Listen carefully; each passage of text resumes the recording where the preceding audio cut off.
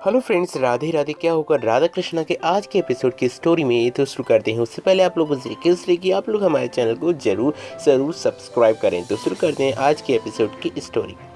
आज के एपिसोड में दिखाया जाता है कि राधा कृष्ण से पूछती हैं कि कृष्ण, तुम मुझसे यह क्यों कह रहे हो कि तुम सामंतक मणि से भी ज़्यादा विशेष और शक्तिशाली हो। तब कृष्ण बार बार हंसी ठिठोली करते हैं और बार बार यह प्रयत्न करते हैं कि राधा समझ सके कि प्रेम से बढ़कर कोई शक्ति नहीं होती है, और कहते हैं कि मणि तो हमेशा कहीं ना कहीं कुछ कर भी सकती है, दुरुपयोग भी कर सकती है और सदुपयोग भी कर सकती है, लेकिन प्रेम की बनी राधा कभी भी कोई भी दुरुपयोग नहीं कर सकती और ना ही किसी के लिए अहित का कार्य करेगी। बहुत सी बातें करने के पश्चात इधर से शाम फिर से अपना वही स्वरूप दिखाता है और जिसमें वह रुद्रमणि को ले जाकर गुफा में आता है और साथ ही साथ वहाँ पर पहरेदारी में सभी लोग लगे हुए होते हैं। लेकिन वह एक षड्यंत्र रचता है जिसमें लक्ष्मणा से कहता है कि यह प्रहार लो और इस प्रहार को तुम बलराम के हल की ओर छोड़ना, जिसके कारण जब तक वह हल इससे युद्ध करेगा तब तक मैं सामंतक मणि को इस मणि से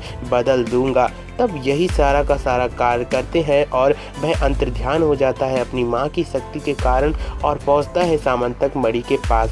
जैसे ही सामंतक मणि के पास पहुँचता है कि लक्ष्मणा प्रहार जैसे ही फेंकती हैं, उसी प्रकार जैसे ही फेंकती हैं कि हल वहाँ पर आकर आक्रमण से उसे भस्म कर देता है। लेकिन इधर से सामंतक मणि को चुरा कर रुद्रमणि को रख देता है और वहाँ से निकल जाता है।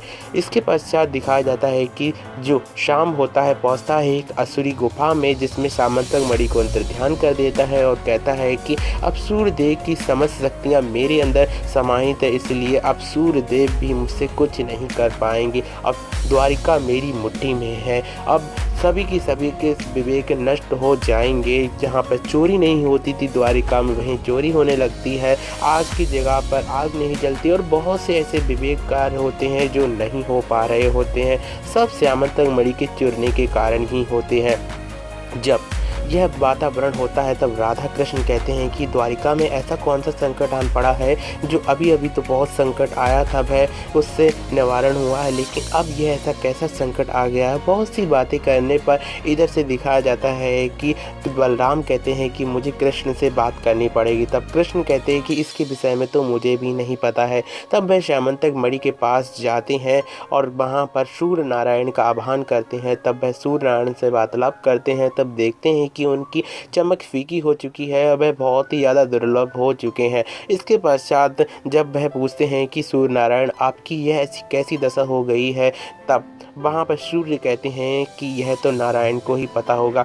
तब कृष्ण वहाँ पर फिर से सामंतक मणि के पास आते हैं और जाने लगते हैं। इधर से सभी द्वारिकावासी राधा को दोषी ठहराते हैं और कहते हैं कि राधा द्वारिका में है तभी प्रलय आता है और तभी सब कुछ होता है। सभी के विवेक नष्ट हो जाते हैं और सभी लोग राधा को द्वारिका से जाने के लिए कहते हैं। तब उसी बीच में कृष्ण जाते हैं और उस मणि पर प्रहार करते हैं। बलराम दाऊ के जो हल होता है उससे वह मणि तुरंत ही भस्म हो जाती है और सामंतक मणि का रूप ना होते हुए वह साधारण मणि होती है। ये कृष्ण सभी को बताते हैं, कहते हैं कि सामंतक मणि चोरी हुई है और इन 7 दिनों के अंदर अगर सामंतक मणि को नहीं लाया गया तो द्वारिका में कोई भी जीवित नहीं रहेगा। तब साम कहता है कि देखो ना, चोरी कौन कर सकता है, द्वारिका में तो कभी कोई चोर नहीं था, बाहर का ही चोर कोई आया होगा जिसने सामंतक मणि को चुराया है। तब कृष्ण कहते हैं कि चाहे चोर कोई भी हो उसको प्रकट करूंगा और साथ ही साथ उसे उचित दंड भी दूंगा। इसके पश्चात लक्ष्मणा और श्याम डरने लगते हैं और आने वाले एपिसोड में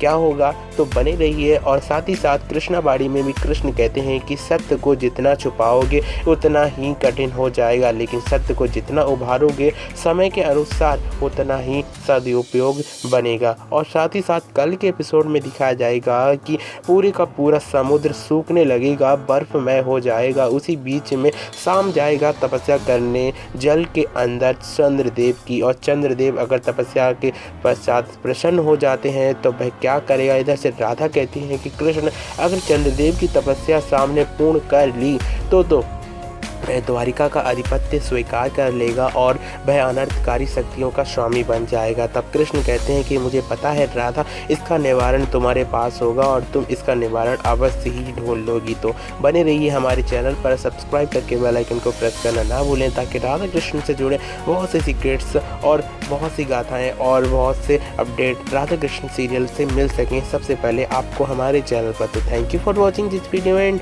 राधे राधे।